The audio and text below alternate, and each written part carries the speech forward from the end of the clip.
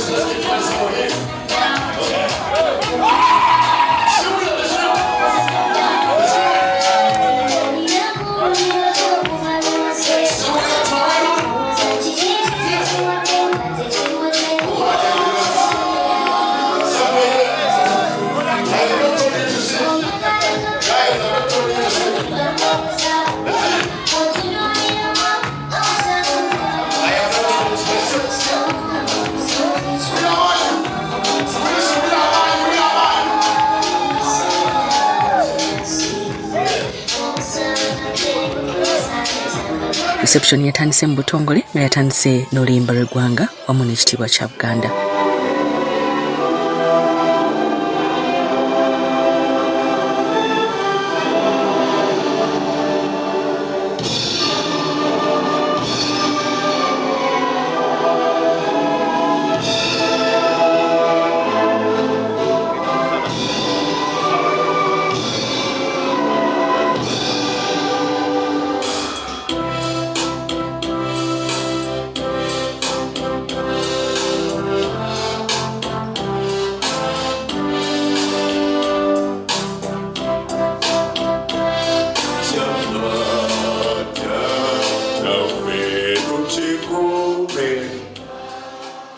balinjewo Ssaabasajja Kabaka.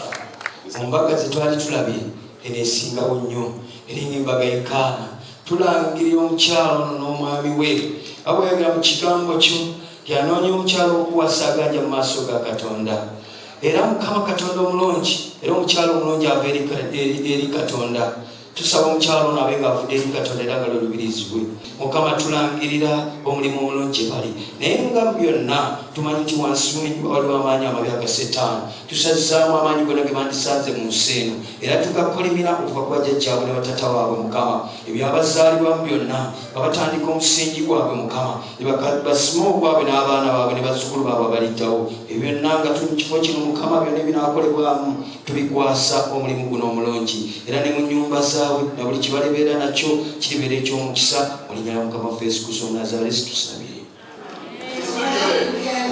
I want to say to you what to do. Look at the Lord.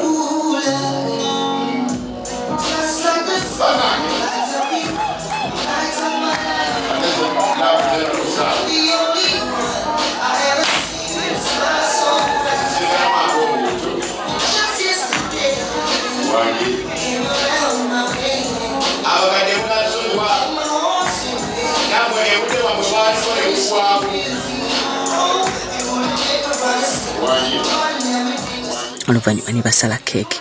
5, 10 gasatu kwa byaka temwagala n'abasala 15, 20, 30, 40, 50 nga mukyali balabi 6, 7 nga mukyali balabi kakati mulaba obulamu nti bwagalwa Bosco omulekanga n'amafuga 8, 9 mu bufumbo obutukuvu emyaka 10 mu bufumbo obutukuvu.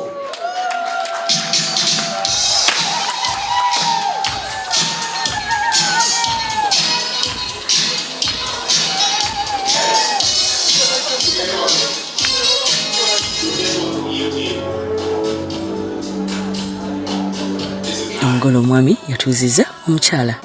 Nsanyuse nnyo okubalaba olunaku lwaleero neebaza abavudde okumpi neewala Mukama yeebale basobozesa okubaleeta wano. Twafunye speeches ez'enjawulo okuva ku bafamily n'ab'emikwano. Mutabani wange neeyongedde okwagala webale nnyo webale eddala by'okoze webale n'oluwebale kwagala mu kuleeta mulenzi mulungi ate naawe ng'oli mulungi.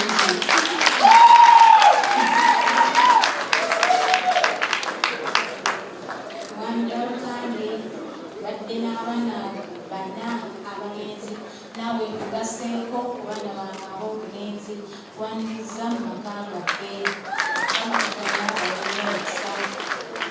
entaana gye mbasibirira yonna okutambuza obulungi obufumbo bwammwe kino kyekitala kyemusibiridde mu bufumbo obwo buli bwonyiga wonna naye tewali kunyiiga obufumbo bulungi Mukama ali wamu nammwe neyanza nnyo neyanza ege. Twagala okubaaniriza nga tubasibula nga tubasibira engero essula 3 musome engero essula 3 munaatubuulira era munaakwatanga ebyo byemunaafusangamu bisobole okuddukanya amaka gammwe Mukama abeere nammwe.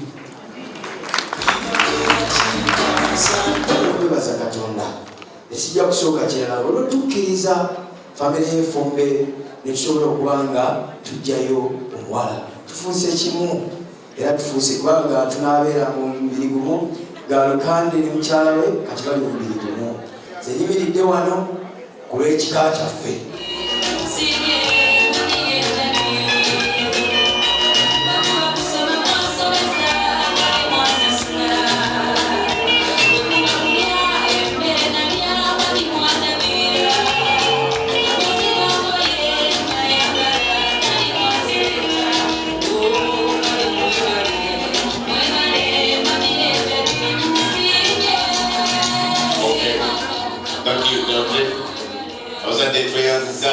Ladies and gentlemen, banange munzikirize mbanjulire omwami n'omukyala ba Galukande.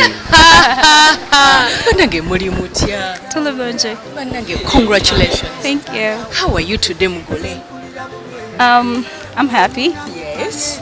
I'm blessed. And I think I'm a lucky girl Yes, to you get this gorgeous man. naye kayogere si nze ndowooza nze w'omukisa okuba nga ate nafunye omukyala ng'ono. She's very beautiful. She understands me best of all. Yeah.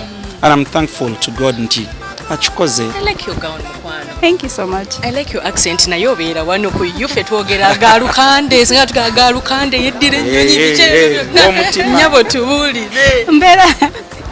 Ndipanda mna Uganda. But I'm based in Massachusetts. Yeah. Ekyo ekigambo kyannema okwogera Massachusetts nga Koma kyannema. oyogera Boston. Wakiriko awo nno oba otugonderezaamu ebintu kakati mwasinkana wa. I travel a lot, so I met her on a plane. Netutandika netwogera netugenda mu lobby, we started talking. Bw'omuba mulinda ennyonyi eddako mu transit, so you meet someone for longer hours, you start chatting. Naye Started the chat. Aha. What did you use first? So namuulira ng'ali ku simu ng'ayogera Luganda, ne mugamba omanyi okubanga otudde mu bazungu, and then you hear someone ng'ayogera Oluganda, so you get caught up. So now attracting, we started. Then tutandika dating, wetu meeting, I fly, wetugenda mu nsi ez'enjawulo, wetu meeting, wetu then paka wetuliwa. Wadde manyi yali akutegedde nti okola ku TV, wali tomumanyi nti n'ofunye serebo mwana waffe. No, I didn't. No, nali simanyi. Wadde naakamu. You just accepted. Oh yeah. How long did you take to accept? Wasaka nogana Did you refuse call? How long did I take? I don't even remember. No, it was instant. We went because I met her and mugamba, can we be friends in the next segment of the year? Gwali gwa mukaaga. But to your surprise and my surprise, I met her mu 2 weeks nenkyali ewaabwe. Olaba ofunye omutuufu, ebyomutuufu tebirwa, and you can feel it. In a year netukola okwanjula ku Lwokuna weekend, noita weekend we made a wedding. Yes, so guys were so happy on your kuchala. It's like you already knew each other. Quite mwali mwina dance strokes zino. The mwali musika. You know. Leta sika nawe. Sika. Waliwo Chawaita soulmate. I believe Omwami Ono, he is my soulmate, and there is that spark he brings in my life. So I'm really happy to have him for keeps. Okay, so I know. Are there any people abadde beyogeza you girl chichi? Babayo, but you just don't give them an ear, you just maybe one thing I can say is yes, mukama yanditira omwami ono mu bulamu bwange, but mwali mukono okusaba kubanga Bible gamba nti omwami omulungi oba omukyala omulungi ava eri mukama, so balina okunyweza amavivi mukama abalungame to get the right people in their lives. Yeah. Basically ebintu by'omukwano gwewala kiri ku soulmate. Communication is very important, trust is very important, then having a goal. Once you have goals, nimanya nti twetaaga kino, then these things of saying I miss you nga temina kyemukola, they don't work in a relationship. Ogamba muntu I miss you but I'll see you mu gwokusatu. You have a plan towards the missing, you understand? But you don't be like I miss you and you don't. So whenever we miss each other, we can either say to meeting munsi wait, oba I'm coming, oba kanzije. Yeah, wait to. Where was the high five zokweyagala? I love you. I'm gonna deal with you personally. When I'm Hey babe, I'll meet you personally, you know what I mean. You see me? Yeah. I'll do the same, baby. Okay. Mwagala kutandika na baby chimuwala mulenzi. Balongo. Yes. Basically. Si byangu ne tujja. Katonda kakyaleeta. Chikayagala yimbira baby oyerinya kiri omuyita nyabo. Sweet thing. Gafanana nga agafa agawano hane tata gundi. Tulina erinnya kwate ne liri loko. Bali liri Nunu wa Gaalu. Yeah, Nunu wa Gaalu. It's very like abantu balowooza nti sijaga nti tuli international, but the fact that we fly different countries, Bible was tujja kukola buli darling, but Nunu wa Gaalu. She's called Nabumba, I'm called Galukande. No, but today I'm Galukande. But today we are the Galukandes. Yes. I stole the name. Yeah. It's official. Oh yeah. Yeah. Oh yeah. Kale tandika ekigambo mu luzungu oluluje nnyo n'erinnya ly'osinga okwagala omuyita. Nategeera sigino. Honey, first look at me. I'm looking, and the nation is watching. Okay. Muita sweet thing. Muita baby cakes. Muita my gutuja. Like they say in Uganda. Pour out your heart to him. Pour out your heart to him. Ochalaba okwanjula n'embaga nga kukutuusibwako The City Bridals ku Kamukamu Plaza ne Hillwater Purity Nothing Less.